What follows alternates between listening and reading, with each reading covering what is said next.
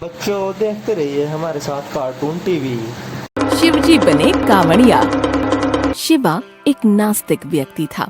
वो भगवान पर बिल्कुल विश्वास नहीं करता था और हर समय भगवान के भक्तों का मजाक उड़ाता था। वहीं उसकी माँ मीरा परम शिव भक्त थी। नित्य प्रतिदिन सुबह सवेरे लो शिव का नाम। नित्य प्रतिदिन सुबह सवेरे लो शिव का नाम। शिव के चरणों में बसते हैं सारे तीर्थ सारे धाम। ओ शिव के चरणों में हैं बसते सारे तीर्थ सारे धाम। क्या माँ, तुम भी सुबह सुबह शोर करती हो? देखो, तुम्हारे शोर की वजह से मेरी नींद इतनी जल्दी खुल गई। शुभ शुभ बोल शिवा, तू पागल हो गया है क्या? भगवान के भजन के बारे में भला कोई ऐसी बातें करता है? ये भगवान कुछ नहीं होता है माँ, सब पंडितों ने बनाई है हमसे पैसे लूटने के लिए। अच्छा, तो इतनी बड़ी दुनिया क्या अपने आप ही बन गई?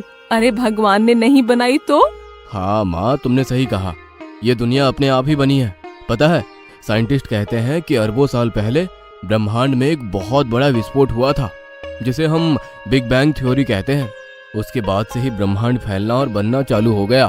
क्या कहा? डिंग डैंग? डिंग डैंग नहीं माँ, बिग बैंग। हिंदी में बोले तो महाविस्फोट। यह डिंग डैंग हो या बिग बैंग, मुझे इससे कुछ लेना देना नहीं। मुझे तो बस अपने शिव से मतलब है। नित्य प्रतिदिन सुबह सवेरे लो शिव का नाम। शिव के चरणों में हैं बसते सारे तीर्थ सारे धाम। सावन का महीना आ गया था। शहर के सारे शिव मंदिर खचाखच भरे रहते थे। हर हर महादेव के उद्घोष से सारा वातावरण गूंज रहा था। लेकिन मीरा बेचारी बिस्तर पर बीमार पड़ी थी। डॉक्टर साहब, क्या हुआ है मेरी माँ को? देखिए, इन्हें कैंसर हुआ है मिस्टर शिवा। अगर जल्द ही इनका इलाज नहीं किया गया तो इनकी मौत भी हो सकती है। अरे नहीं डॉक्टर साहब, ऐसा मत कहिए। मैं माँ के बगैर जिंदा नहीं रह सकता। आप जो कहेंगे मैं वो करने को तैयार हूँ। अब ऑपरेशन ही एकमात्र रास्ता है मिस्टर शिवा, लेकिन उसके लिए कम से कम 1 लाख रुपए लगेंगे। क्या कहा? 1 लाख रुपए? इतने रुपए मैं कहाँ से लाऊंगा डॉक्टर साहब? मैं तो बस एक छोटी मोटी नौकरी करता हूँ। फिर तो आप बस भगवान से प्रार्थना कर सकते हैं कि वो आपकी माँ को ठीक कर दे। यह सुन शिवा बहुत दुखी हो जाता है। शिवा अपनी माँ मीरा से बहुत प्यार करता था। वो उनके लिए कुछ भी कर सकता था। एक दिन, शिवा बेटा। हाँ बोलो माँ। देख शिवा, अब तेरी माँ इस दुनिया में बस कुछ ही दिनों की मेहमान है। मेरे जाने के बाद तू अच्छे से रहना बेटा। क्या माँ, तुम भी ये सब फालतू की बातें करती हो? अभी तो तुम्हें और जीना है। मैं तेरी हालत समझ सकती हूँ बेटा, लेकिन इस बुढ़िया के भाग्य में अब बस कुछ ही दिन जीना लिखा है। मेरे जाने से पहले क्या तू मेरी आखिरी इच्छा पूर्ण करेगा बेटा?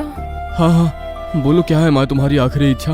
बेटा, इस बार मेरी बहुत इच्छा थी कि मैं अपने आराध्य शिव के लिए कांवड़ यात्रा करूं, माँ गंगा के पावन जल से अपने शिव का अभिषेक करूं। लेकिन उससे पहले ही मुझे मौत का निमंत्रण आ मिला। इसलिए मेरी यही इच्छा है कि मेरी जगह तू कांवड़ यात्रा कर और मेरे शिव का पतित पावनी गंगा के जल से अभिषेक कर। शिवा को ये सब ढकोसला लगता था।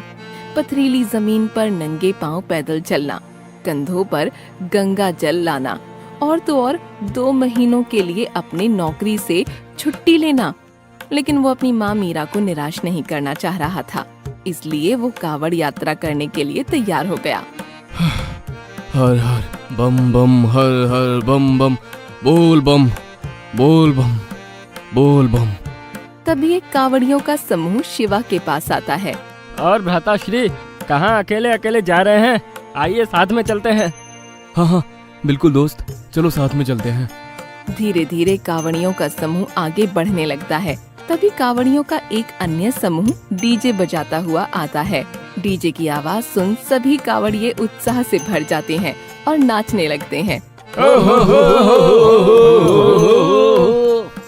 शिवा उन खुशी से झूमते हुए कांवड़ियों को देखकर मुस्कुराने लगता है और गहरे चिंतन में डूब जाता है। वो सोचता है, क्या संसार के असंख्य आस्तिक लोग मूर्ख हैं जो ईश्वर में विश्वास करते हैं और उस पर श्रद्धा रखते हैं? डीजे की गाड़ी आगे बढ़ने लगती है। सारे कांवड़िया झूमते हुए गाड़ी के पीछे पीछे चलने लगते हैं। शिवा उन सब से दूर ईश्वर है या नहीं, इसी गहन विचार में डूबा चलने लगता है। तभी उसे जंगली पशुओं की भयानक आवाजें सुनाई देने लगती हैं। वो अचानक से चौंक जाता है। अरे यार, मुझे भी आज ही सुनसान जंगल में भटकना था। अब मैं अपनी कांवड़ यात्रा कैसे पूरी करूंगा? ओ सेट। तभी शिवा को जंगल के बीच में एक शिवलिंग दिखता है, जिसके ऊपर एक चमकती हुई औषधि रखी हुई थी, जिसके तेज रोशनी से सारा जंगल जगमग कर रहा था। अरे ये चमकती हुई चीज क्या है? जरा देखूं तो। शिवा उस चमकती हुई औषधि को उठाना चाहता है। तभी उसके हाथों पर तेज जलन होती है, जैसे किसी ने आग का गोला रख दिया हो। शिवा उस औषधि को तुरंत ही वहीं छोड़ देता है। उफ, कैसी अजीब पत्तियां हैं, जैसे मानो ज्वालामुखी का लावा हो। खैर, मुझे अब यहाँ से बाहर निकलने का रास्ता खोजना चाहिए, कहीं रात ना हो जाए। शिवा जंगल से बाहर निकलने का रास्ता खोजने लगता है, लेकिन वो जंगल के और अंदर पहुँच जाता है, जहाँ उसे सामने एक खूंखार तेंदुआ खड़ा दिखता है। तेंदुआ, ये तेंदुआ यहाँ कैसे? ये जंगल है मूर्ख। अगर तेंदुआ जंगल में नहीं रहेगा तो क्या तुम्हारे फ्लैट में रहेगा? देखो तेंदुआ भाई, तुम मुझे छोड़ दो, मुझे अपनी कांवड़ यात्रा पूरी करनी है। तुम एक काम करो, मुझे यहाँ से निकलने का रास्ता बता दो, प्लीज रिक्वेस्ट। इतने दिनों बाद मुझे भरपेट खाना मिलेगा, और वो भी एक हष्ट पुष्ट जवान आदमी का। तुझे तो मैं किसी हाल में नहीं छोड़ सकता कांवड़िए। तभी शिवा को एक उपाय सूझता है और वो पेड़ के ऊपर जाकर बैठ जाता है। अबे मूर्ख कांवड़िए, शेर पेड़ पर नहीं चढ़ सकते, लेकिन तू भूल गया, मैं तेरी मौसी बिल्ली की प्रजाति से हूँ। तेंदुआ हूँ मैं, तेंदुआ। मैं पेड़ पर आसानी से चढ़कर तेरी सारी होशियारी अभी निकाल सकता हूँ। ये बोल वो तेंदुआ शिवा के ऊपर एक जोरदार झपट्टा मारता है। शिवा जोर से चीखते हुए अपनी आंखें बंद कर लेता है, और जब उसे होश आता है तब वो देखता है कि वो उसी शिवलिंग के पास पड़ा हुआ है, और उसके ऊपर वो औषधि उसी तरह चमक रही है, और उसके सिरहाने पर एक कांवड़िया खड़ा है। मैं कहाँ पर हूँ और तुम कौन हो? तुम देवाधिदेव महादेव के शिवलिंग के पास हो, और मैं तुम्हारी ही तरह भोलेनाथ का भक्त हूँ, जो तुम्हारी ही तरह कांवड़ यात्रा पर निकला है। मैं किसी का भक्त सक नहीं हूँ, वो तो मेरी माँ की इच्छा थी कि मैं कांवड़ यात्रा करूँ, इसलिए मैं कांवड़िया बना हूँ, वरना मैं तो नास्तिक व्यक्ति हूँ। क्या तुम्हें ईश्वर पर विश्वास नहीं है? नहीं, बिल्कुल भी नहीं।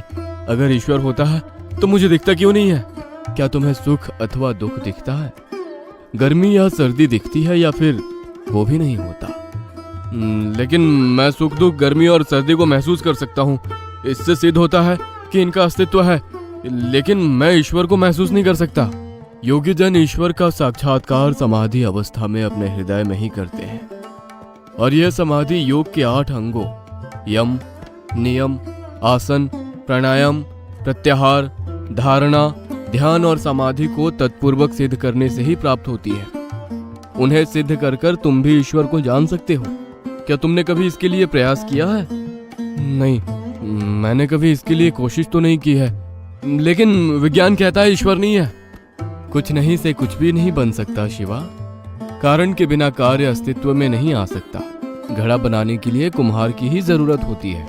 इसलिए मुझे पूरा विश्वास है कि इस ब्रह्मांड को ईश्वर ने ही बनाया है। लेकिन विज्ञान के अनुसार तुम्हारे ईश्वर के अस्तित्व का कोई वैधानिक, तत्संगत, अनुभव आधारित कोई प्रमाण नहीं है। इस बारे में तुम क्या कहोगे? विज्ञान देह को चीरकर सूक्ष्मदर्शी से वही दिखाता है जो वहाँ है। वो वहाँ क्यों है वो विज्ञान नहीं बता पाता। कोशिकाएं कैसी होती हैं, कैसी बनती है, हम कैसे मर सकते हैं, मरने पर क्या होता है आदि प्रश्न के उत्तर विज्ञान दे देता है। परंतु कोशिकाएं होती ही क्यों हैं, कहाँ से आई, क्यों आई, हम जन्म क्यों लेते हैं, क्यों मरते हैं, वही देह जो चलायमान था निस्तेज क्यों गिरा हुआ है, हृदय उसी तरह से क्यों कार्य करता है, आदि ऐसे प्रश्न हैं जिसका उत्तर विज्ञान नहीं दे सकता। शिवा भौचक्का सा उस कावड़िया की बात गौर से सुनता रहता है। उसे वो कावड़िया अत्यंत बुद्धिमान जान पड़ता है। क्योंकि विज्ञान के पास इन प्रश्नों के उत्तर नहीं है, तो ऐसा नहीं है कि ये प्रश्न ही उचित नहीं। वो कौन सी शक्ति है शिवा जो धरती में इतने अवयत डालती है कि केवल वर्षा होती रहे तो एक बीज से आम उगता है, एक बीज से धान उगता है, वही धान हमारा भोजन बनता है, उसी मिट्टी से ईंट बनती है, उसी से लोहा निकलता है, उसी भूमि से हमारी देह चलती है। बताओ शिवा, ऐसा क्यों होता है, कैसे होता है? ये सारा ब्रह्मांड एक नियम में चलता हुआ क्यों दिखता है? सभी ग्रह नक्षत्र अपनी दूरी पर ही क्यों घूमते हैं शिवा? कौन है इन सारे ब्रह्मांड का अध्यक्ष जो इसे संचालित करता है? वो और कोई नहीं शिवा, वही ईश्वर है, वही ओंकार है, वही शिव है। कावड़िया द्वारा शिवा को उसकी नास्तिकता से उपजे सारे सवालों का जवाब मिल गया होता है। अचानक से शिवा के मन में आस्तिकता का संचार होता है और वो पास में रखे शिवलिंग पर जल चढ़ाता है। तभी उस शिवलिंग के ऊपर रखी चमकती हुई औषधि शिवा के हाथों पर स्वयं ही आकर गिर जाती है। शिवा खुशी खुशी उसे अपनी थैली में रख लेता है और उस कावड़िए से बोलता है, तुमने आज मेरी आंख खोल दी मित्र, तुम्हारा बहुत बहुत धन्यवाद। भटके हुए को राह दिखाना ही तो मेरा कार्य है मित्र। चलो फिर साथ में ही अपनी कांवड़ यात्रा पूरी करते हैं। शिवा उस कावड़िए के साथ अपनी कांवड़ यात्रा पूरी करके उसी के साथ अपने घर आता है, जहाँ वो चमकती हुई औषधि खिलाने से उसकी बूढ़ी माँ बिल्कुल स्वस्थ हो जाती है। शिवा की खुशी का ठिकाना नहीं होता। कावड़िया शिवा से अपने घर जाने की आज्ञा मांगता है और शिवा के घर के बाहर जोर जोर से डमरू बजाने लगता है। तभी एक सुंदर बैल शिवा के घर के बाहर आकर खड़ा हो जाता है। वो कावड़िया उसी पर बैठ जाता है। अरे मित्र, तुम आज के आधुनिक समय में अगर बैल पर चढ़कर जाओगे तो लोग तुम पर हंसेंगे। मैं बहुत भोला हूँ शिवा, सबको क्षमा कर दूंगा। ये बोल वो कावड़िया अपने बैल के साथ आगे बढ़ने लगता है। तभी एक दिव्य प्रकाश आता है जिसमें उसका असली रूप प्रकट हो जाता है। वो कावड़िया और कोई नहीं, स्वयं महादेव भगवान शिव होते हैं। शिवा और उसकी माँ मीरा आंखों में श्रद्धा के अश्रु बहाते हुए भगवान शिव के ओझल होने तक उन्हें एकटक देखते रहते हैं।